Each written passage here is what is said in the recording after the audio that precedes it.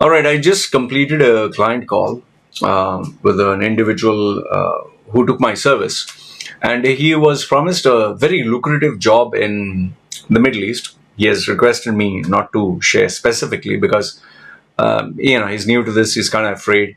So I'll give you the nutshell. I'll give you the summary of the whole thing. I'll give you the red flags, and the reason I'm sharing this with you is so that you don't fall for it. And it's all legal, but they play through the loopholes. So this this incident would be very useful to you. Okay.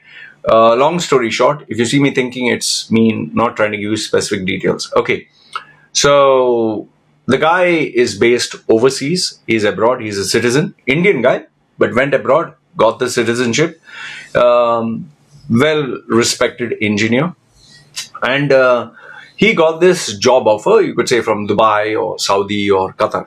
Okay, one of the three. He has applied for all these places. And, they have these projects which are larger than life in the middle of the water. They make grandiose claims, and like how Saudi, 100 miles of, straight city and all that bullshit, or Dubai underwater, underwater hotel, or in the middle of the ocean, you'll have a casino, Las Vegas style, whatever themed island, or Saudi is going to give you some other ulala, or Qatar, sorry. Okay, so whatever.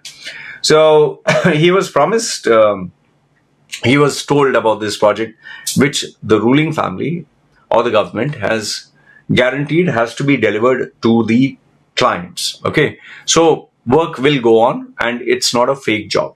So he submitted his CV. The first red flag was, after he submitted his CV, when the interview process was going to take place, obviously first the recruitment company qualifies you, but then the second one was where at the interview, he was not able to see who the person is, but he had the interview.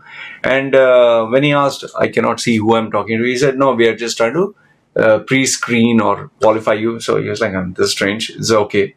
The second time round, okay, this was the first red flag. The second time round, they had the interview, but this time it was one guy who was dressed in the kandura, the typical national dress, like very well, white and all that stuff, so looked like a sheikh. And there was a assistant to him, which obviously was Asian, and they took the interview.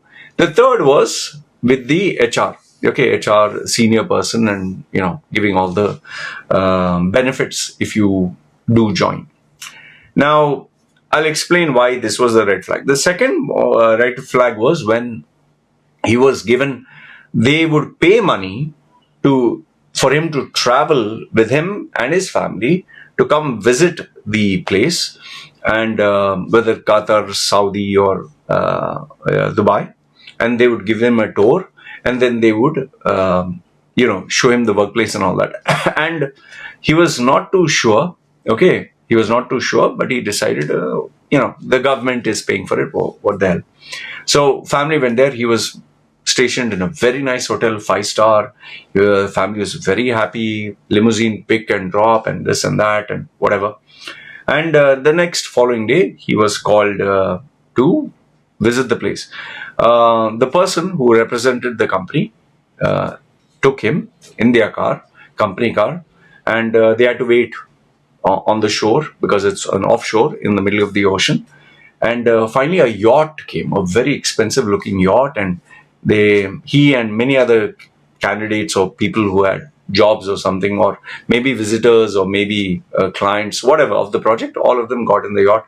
And there they were given champagne. Actually, this might sound like a fairy tale, but it was actually champagne and, like a breakfast buffet kind of a thing. It was not him and his entire family, only him. So he was like impressed. Wow, they're treating me like a god.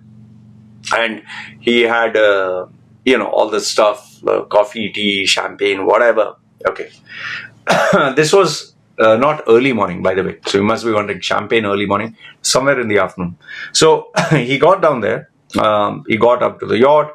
Finally, it landed there. Once it landed there, the same guy, the Kandura guy, as soon as landed, welcome, how are you? And he came and welcomed him, shook hands, and took this guy.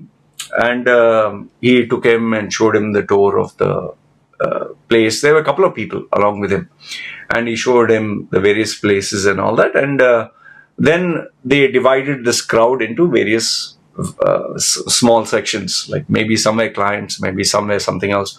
So this guy, he went along with the Kandura chap. Then they sat in a nice little,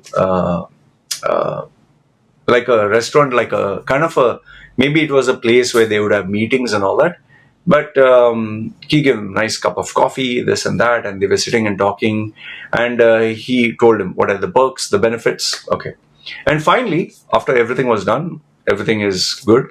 He just has to agree to it. He told him, take your time, read through the contract and sign. There's no hurry. He took him for late lunch or something, and there he took him. And once again, there was a big buffet and all kinds of, Mediterranean and Arabic and Indian and Chinese. And so he was like, wow, this place is like rocking. It's like unbelievable. And that, Sheikh guy sat down with him, and they had lunch or whatever together. He ate a little bit salad and all that. And then finally, when it was all done, he said, take your time, think about it, and we definitely look to have you on board.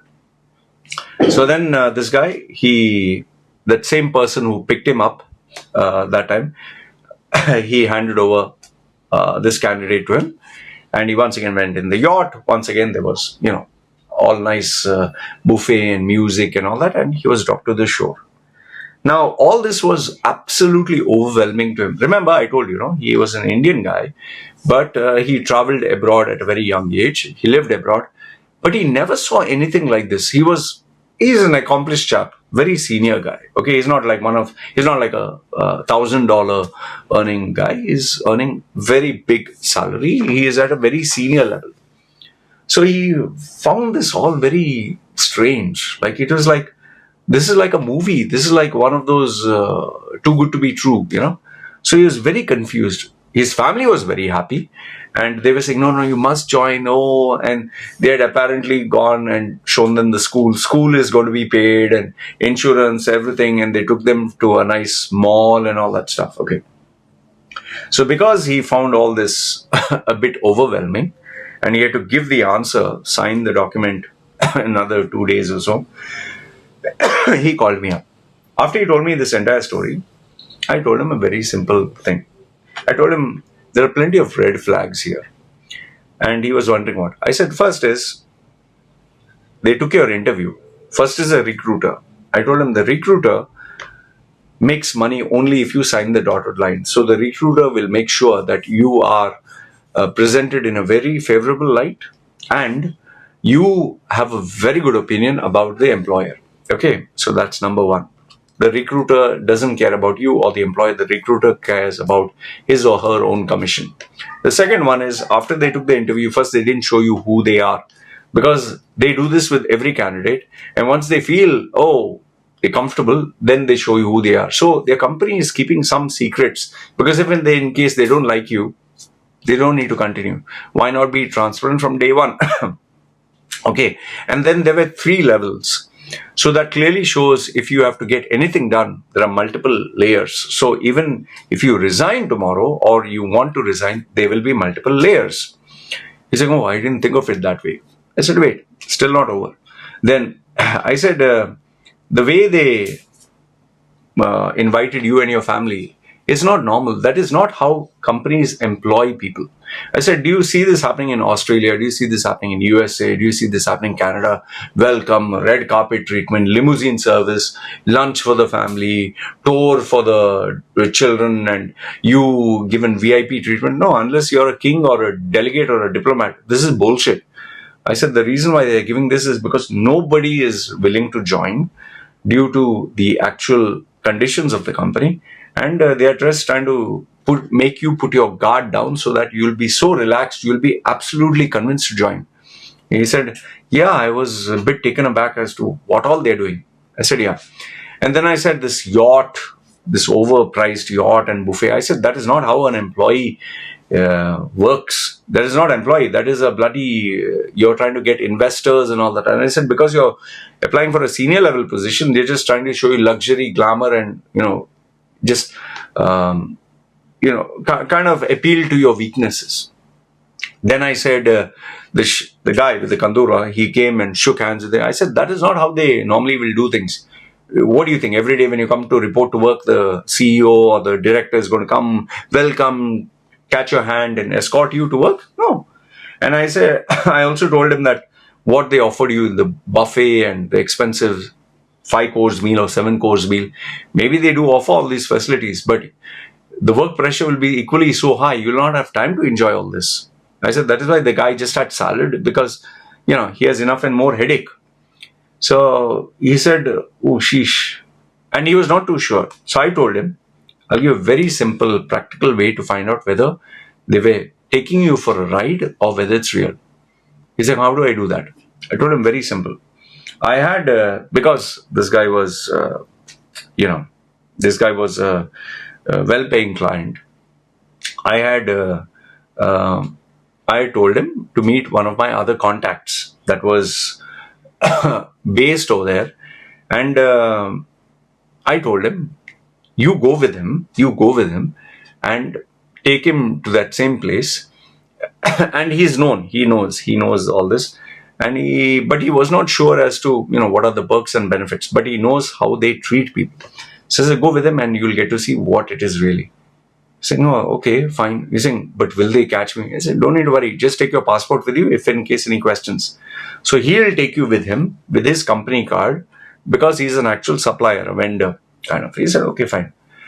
Now, remember, when they picked him up, he was escorted, taken in a limousine, and there they had to wait at the shore, and finally the yacht came, and the small boat, then they went to the yacht. So now, the following day, this guy had to go with my contact. He went there, and now after they landed there at around, 8 o'clock in the morning, they were made to wait. Okay? And why they made to wait is because to pick up people from the shoreline all the way to the island, there were boats available at 6, 9, 12, 3 and 6. Okay? 6, 9, 12, 3 and 6. After that, there was no more boats. So if you had to get to a boat, you had to come in early and then you had to wait. So he had to wait. And this time an expensive yacht didn't come. A normal boat. I'm not talking of a dough like this thing, but just a normal boat, but not a luxury yacht. And there was no buffet and there was no nothing. There were just people sitting and waiting, and some people were sitting in the AC because it was very hot. Some people were standing outside. So it was rocking and there was no music and all that. And okay, went all the way there and it was slow. After it reached there, once again, you had to wait because security will give you the clearance and they will check each and everyone. So over there, when they were there together, so he just showed his card and the other guy said, he's along with me. He is a vendor, and he showed his foreign passport, Gora passport. So he's like, oh, okay, fine. All right. You're with him. He's a normal vendor and I know you. You can go ahead. Okay. So he knew the security guard also. So they went in.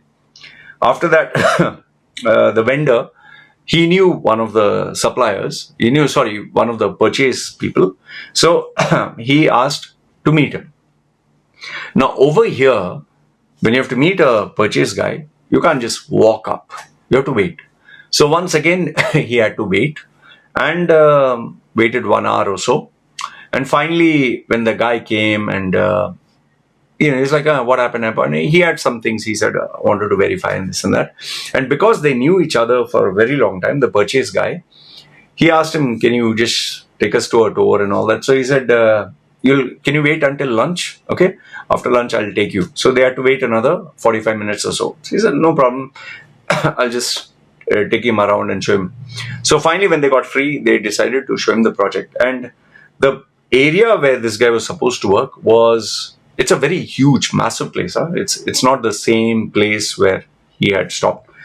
There are many, many buildings, many, many places. So he had taken him to one area where the actual work, the project is supposed to take place. But he took him to the actual site. It was very hot. There were people working in the sun.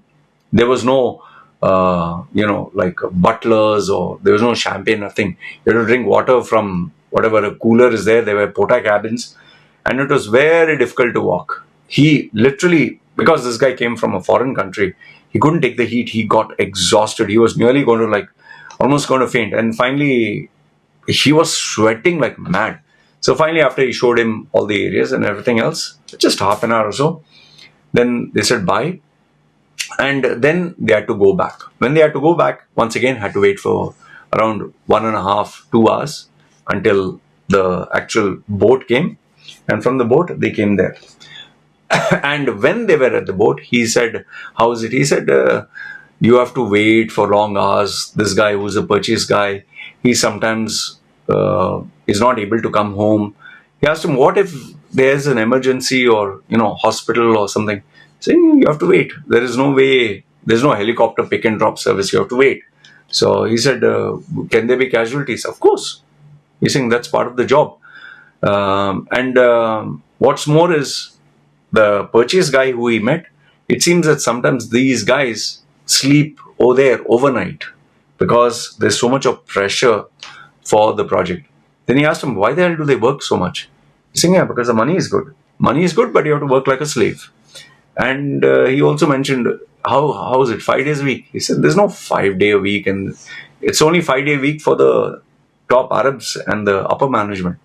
The rest of the guys, you have to complete the project. So if you have to work 7 days a week, 7 days a week. You work until you finish.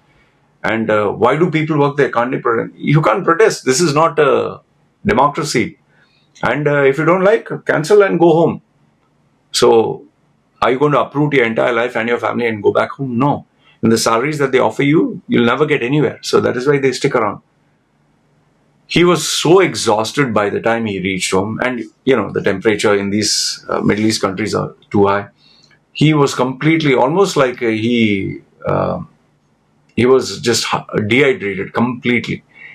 And then we had this conversation again, and he said, no man, this is not the way I want to live. And if what he showed me was one thing, but what the reality is totally something else. And then I asked him the question, do you know that once you sign the dotted line, your ass is theirs, your neck is, they are holding you by the neck. You can't break the contract. So eventually he was very grateful to what I told him. And I told him, see, listen, I'm not trying to say this place is bad. Obviously, the money that you're getting is nearly, 2.5 times than what you're getting there, plus no tax. You know for a fact you'll never get this kind of money anywhere in the world. But the question is, do you want to be a workaholic? Do you want to work like mad, make money like mad, no tax, and then go back? Or do you want to have a balanced life, be with your family, do work for the 8 hours, whatever, 5 days a week, and, just be happy? Or what do you want? That you have to decide. So we are still talking to each other. We still have to decide on various factors. But why am I sharing this with you is because these are the games these employers play in order to entice people. Okay, it's not going to be all that glamorous. It's not going to be all that great. Yes, the money is amazing. Yes, it's tax free. Yes, you will get big house, great education, shopping malls, all that. But don't expect a natural balanced life, and don't expect there's not going to be any stress. It is exceptionally stressful, and you'll have to decide whether you want to commit the next 2 years or 3 years or 5 years of your life working like mad to the point of exhaustion. So we still have to have another conversation, but I thought I'd share this incident with you. Let me know your thoughts in the comments below. Agree, disagree? Love to hear from you. This is me signing off. Take care.